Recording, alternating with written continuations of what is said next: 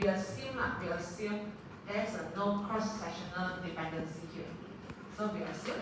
So once you click on this, there is a panel unit test framework come out, right? The platform come out. Then the test tag here. There is a start with a summary. Once you scroll down, actually these are the tests we're going to discuss today, which include the labeling and tool, Bridle, IPS, Fisher, and Fisher NF and Fisher PP.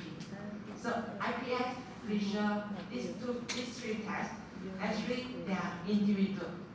So it's no longer PI equals to the P.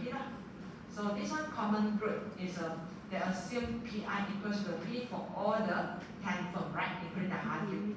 So I click on the labeling and choose. So again, test for the unit root is testing for the level. Either first different, if you first start with the level first, right? Then in the test equation, intersect entry or none. So as a normal practice, you start with the level, then test whether is that the unit root with the constant, right? Is it the investment series stationary at level with the constant in the models? And then here, automatic selection.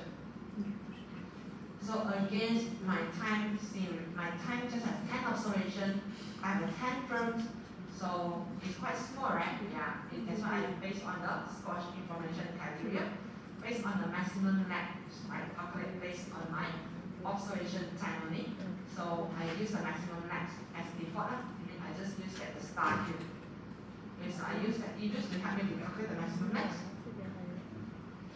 Then you click OK.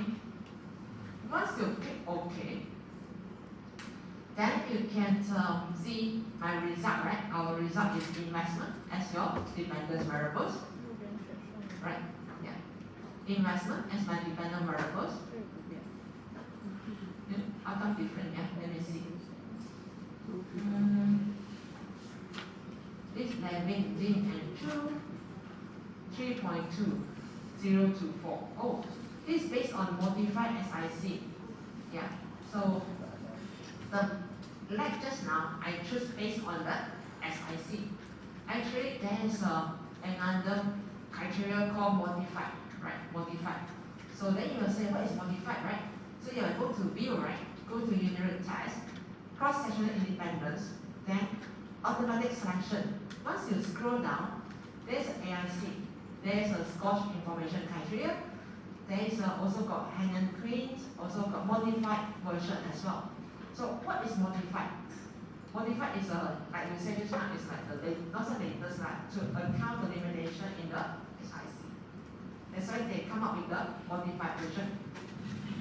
So if you use the modified version, if you go through the unit root literature, right, there's some discussion if the penalty between the SIC and also the modified version, right? Modified version. So as normal practice, we will use the SIC. If you want to argue why the reason for you to choose the modified version, right? Then should be the reason. There is a certain reason why you want to use the modified version. So let's say I want to replicate the result in my this version, modified one. Then once I choose the modified, then I click OK. Then it's 4.2. Is it same? I think different. Yeah, 4.2004. It's a modified SIC. So p-value insignificant, right? It's insignificant. Then if you want to look at the individual case, then you can see the cross-sectional one up to 10 here. Then how about the legs, right? For each first, then maximum leg is 4. But the chosen one is here. Then with the band width and also with the observation. So if that is the result, then what you can conclude, right? Actually, is you fail to reject, right? You fail to reject. So your series investment entry is a unit root, right? Not stationary. It's unit root. Then you actually also can test for first difference. You also can test for first difference. You go to view, like what you did for time series. Then it goes to the cross-sectional independence. Then you check for first difference. Is it my investment stationary? Once difference, first difference it. Then you click OK. Once you click OK, the test statistic now is negative 8.7. Right? Negative 8.7. P-value significant. P-value significant. So you can make the conclusion that your series now actually is a first difference stationary. Investment series is first difference stationary. Right? So it's not stationary at level, but first difference stationary. So I can say investment is I1. I1. Then now you can try for other as well, right? You can try for CIP, for example. You go to view, and then check for the CIP, go for the level, and then go for OK. If you go for the CIP series against LLC, also conclude that the series is non-stationary at level. Then how about in the first difference? Then I go to the first difference. So again, the series is stationary at first difference. Because significant, right? You reject the rationale. So significant at first difference, right? You reject at rationale, right? So it's significant. Significance means you reject your hypothesis. You reject your rationale hypothesis. So we can say that the CIP also I1. I1. So its first difference only stationary. You also can test for VAL later. Okay. Then how about Pareto? So this method, the Pareto 2000, is actually different from the LLC in a two different way. So the first one is the AR portion is removed. So you cannot see any autoregressive portion in the Pareto statistic. So just previously, there is the AR version, autoregressive, right? This one, autoregressive, this portion. This portion. You mean that this portion here, autoregressive portion, but in the breakdown is removed. AR portion is removed when constructing the standardized proxy, and now the proxy are transformed and detrained. Transform and detrain. So how they transform? They use they impose that this version inside here and detrain. So they detrain the series. So your parameter is still estimate from the full proxy equation. So once you construct, then use this one as the dependent variables, and your series here become your independent variables. This one. So this is how they construct the test statistic. So now, in construct with the LLC, no kernel computation. Then you will ask, right, actually which one is much more powerful, right? So can we compare with the years? Cannot, right? Because this one just like the complement each others. By the time series, right? We first start with the ADN, then complement with the the PP, right? PP, and then with the KPSS, then also with the unparent. So we will compare. Actually, for example, how many test statistics supports that the variable actually is I0 or I1? So like complement each others. It's different with the cross dependency test, right? Depends on the size and also the power of the test. So how we can use this one to run e-views to run this breakdown? You can go to the unit test against when you scroll down, you can check for the common root breakdown. Then again you can test for the levels. Then for this breakdown, right, is only allowed for the intersect and trend. Right, intersect and trend. This got the retracted, right? So intersect and trend only allowable under the breakdown. So it means that you do not have any choice to test with the breakdown to test for the series, because it's only you can include the intersect and trend in the breakdown's test auxiliary regression. So again, you can check OK. Then you found that actually the option that line here, right? Actually which option you might confuse, right? Which option you should choose to select the line, right? So again, it's based on your something I cannot say very subjective. It's based on your argument why you want to use that modified AIC, for example. Because you found that the AIC actually is not that valid, right? So you want to use a modified version, or why I want to use the modified SIC, right? So just I leave it to you to discover. So against SIC to use because of my short sample, I use a modified version to accommodate the limitation in the conventional SIC. So I click OK. So again, the test statistic is insignificant. The test statistic is insignificant. Then the result here, it gives me that the individual standard residual sum of square, right? Residual standard error of the regression. So 4.6 insignificant. So again, not significant. So due to reject. So based on the breakdown, my investment, now it's BAL, right? My BAL series is non-stationary. So if you want to test for the first difference, then you go for the first difference, go to view, and then go for the first difference, right? So something like that. So now, so this one breakdown different from the LIC is do not contain the AR, and then the proxy are transformed and retrained. So these are the something like innovation in the breakdown as compared to the LLC. So how about the hard trick? Hard trick come out a little different. Because of this hard trick, actually the idea similar like KPSS. So because of the power to reject the uniroot now, right? So the hard trick come up with the test no uniroot as a null. No uniroot as a null, right? So hard trick test is based on the residual from the individual OS, and either based on the constant or trainer. So again, there are two different things. One is the homoscedasticity assumption. The other one is test to allow for heteroscedasticity. So these are the two different test statistics, and to come up with the Z statistic. So again, so you can take a look at the last.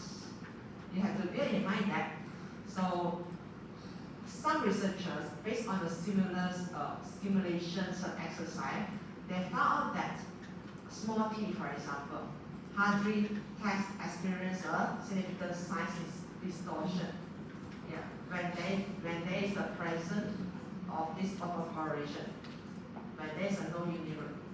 So you have to bear in mind that if you have a small t, for example, so that if there is a no uniroot, maybe there is a stationary, you might have the size distortion. So have to make sure you have enough t. Try for the big sample size, for example, big sample size.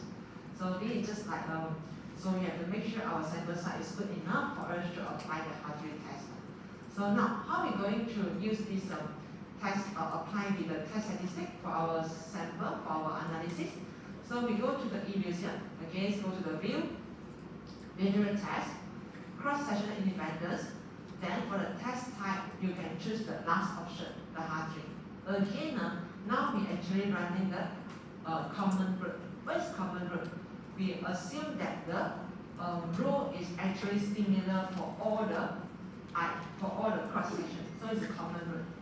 So now I'm testing with the individual intercept. So now black line is no longer there, right? It's only have the band wide. It's similar like the KBSS, but it's only the band wide, no longer need the line. So then you see a significant error, right? Are you happy? Because you're going to reject. So now you have to be careful that the Hirsch now is stationary. Stationary as a Hirsch now. So if you reject, means what? Reject means you reject the stationarity. So the result actually shows that the CNT now is non-stationary. Because you reject the non-stationary now. Sorry, you reject the stationary now. You reject the stationary now.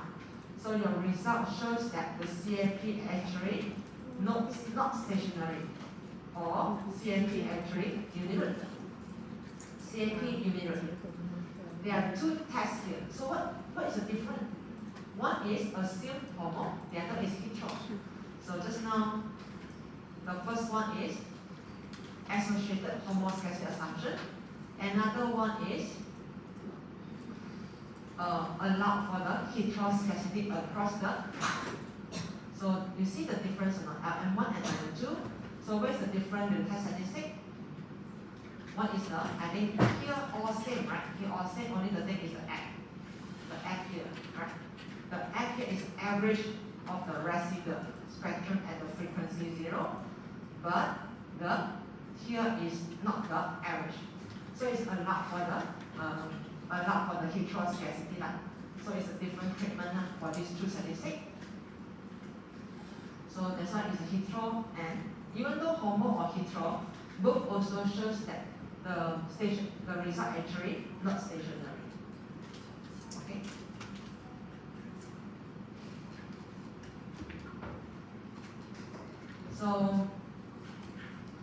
So how about another 3 more tests? IPS, Fisher, ADF, and Fisher PP. So now we're going to discuss that the non-common uniroot means that the PI actually freely across the cross-sectional. So the PI is non-common, not common. So actually referred is called as a test with the individual uniroot process. So the IPS, Fisher ADF, and the PP actually allow for the individual uniroot process. So that the PI different across the cross-sectional is a different. PI is not common. It's no longer common. It's different across the cross-section or across the fruit in our example. So what are the 3 tests that assume not common uniroot process, IPS, and also the Fisher ADF and Fisher PP? So first one is IPS 2003. So IPS actually refers to the unpersonalized separate the ADF for each cross-section.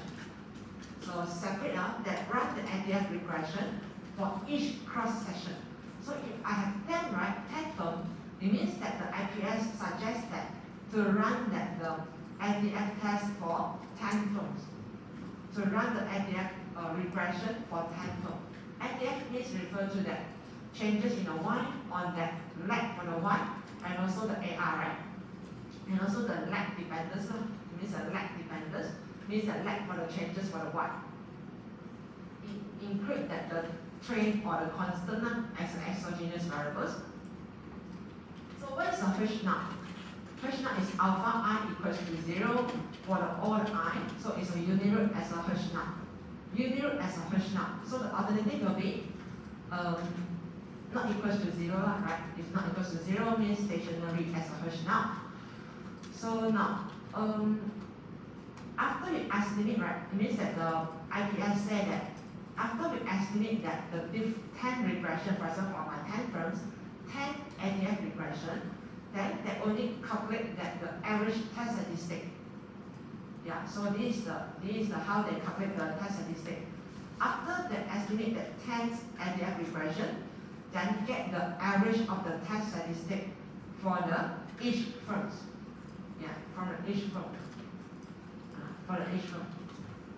Get the average. If I have 10, then divided by 10, then to get the IPS test statistic.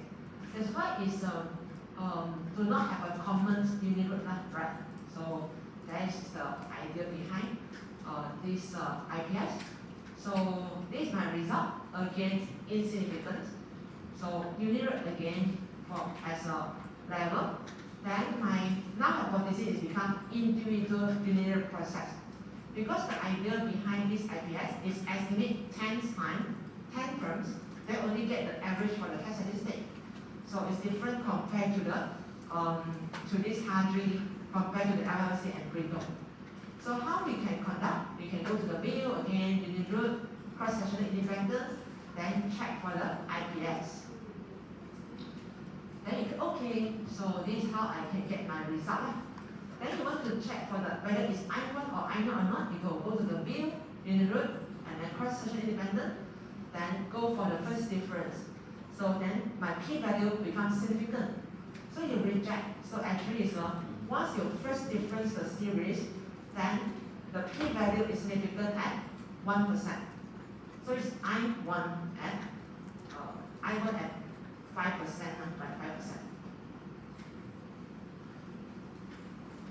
Then how about Fisher ADF and Fisher PP? So this is a test proposed by Mandala and Wu in 1999 and Choi 2001. So what is the difference here? So this is an alternative approach to use the Fisher result to get the test statistic. Actually, it's combine the p-value from the individual unit test. Yeah, it's combine the p-value from the individual unit test.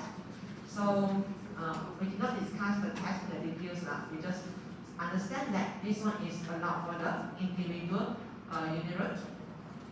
Is combine the p-value from the individual unit test and proposed by Mandala and Wu and Choi. So now, so we're going to have the something like this inbuilt. So you can see after you run, you're going to have the Fisher chi-square and also the Choi Z statistic. So again, these two also shows that it's insignificant. So you can, for the details, right? For example, the Choi is when this item is inverse and become the CDF function, CD function. So now we go to the view and then go to the unit test, check for independence. Then you click for this ADF, right? Then you click for that level and then check it. So if you go for the ADF, then this is the Mandala and ADF and also the Choi ADF. We also got the Mandala and Wu and Choi for the PP. Actually, it's based on the ADF idea. Write the ADF and then compile the PDF, right? Compile the p-value and then calculate from there. So that's why it's called Mandala and Wu ADF test. ADF and Choi also. Then how about this another one is PP. So we click OK, so there is a test statistic. So how about the individual one? Actually, you also can get the individual PP test. So these are the individual PP tests, individual. Because it's a combined, right? It's a combined p-value from the clips and parents, right? So this Mandala and Wu and Choi PP test actually is based on that the p-value, individual p-value. So that's why it's extension because clips parents you come up with the test statistic, right? Based on the p-value and this Mandala, Wu and also Choi, based on this p-value and then construct their own test statistic and then make the conclusion based on the pattern. So there is something like the extension for the time series because we understand that the clips parents and ADF actually is a time series. So this Mandala and Wu and Choi come up with the panel form of the clips parents test. So these are the test statistics. So this we can see a difference between the time series and panels. So how they make it is actually combine the p-values from the individual, either from the ADF or the PP, right? So how they make the conclusion is, this is also insignificant, right? Yeah, not significant. So based on the H now is unit. So what is the general idea here? For all my result based on that the panel unit root, either I assume the common unit root or the individual unit root also shows that all my three series actually is I1. Right? I1, right? Yeah, all I1. So all is I1 series in the area of order 1. I will need to first differentiate only stationary. So that is my conclusion. Then there is a way entry. If you observe that once you go to that unit test, there is a summary, right? Yeah, there is a summary. What's that? Summary means that summary for all your results. It's not need to run one by one, right? So once you click OK, there is a summary. Summary actually is just report the LLC, just report the IPS, ADF, and PP. Where is breakdown? Breakdown is not for the only allowed for the concert and train, right? But now I'm running just the individual intersect. If I run it, the intersect and train, so breakdown is come out. Because the breakdown test only test for the intersect and train in the test equation. So this is how we perform the summary. So again, this summary LLC and breakdown is assumed common unit root, and these three other tests is for the individual unit root. So all the results shows here the p-value actually is insignificant even at 10%. So they are due to reject for the CIP, right? For the CIP series, then you say where is Hadri, right? Hadri is different. Hadri is not appear here because Hadri is a stationary as a norm. So if you want to run the Hadri test, you have to run independence. We have to run separately. You have to run it separately to complement my summary. So these are the tests that is there because they share the different platform compared to the others tests where there's a unit as a Hirsch norm. Okay? So that's the things only, right, for me to share with you today. Actually, if you want to test for the individual series cross dependency, right? Actually, I think there's one here, cross sectional dependency test. So this is a test for the CIP. So the same idea, just like you apply for the CD test, the cross dependency test for the residual. So now it's a CD test for your series. So again, yeah, similar idea like the Bush-Bucket test, Perseverance QLM, bias corrected one, proposed by Bataki et al. 2012. Perseverance CD is for the CIP series. So this is not for the residual, this is just for the individual series. So now you have two different types of CD tests, but it's for the similar person to test for the cross dependency.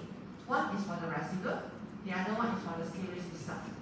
So based on this CD test, then you found that actually all the tests here shows that, for example, CIP is actually suffering from this CD, right? The cross-section actually dependence, right? The series here actually shows that there is a cross-sectional dependence. So that's why can we still rely on the first generation dependent neural test to say that actually all my three series I1? Yeah.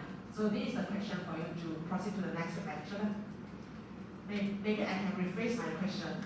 Based on this CD test, it shows that there is a cross-sectional dependence.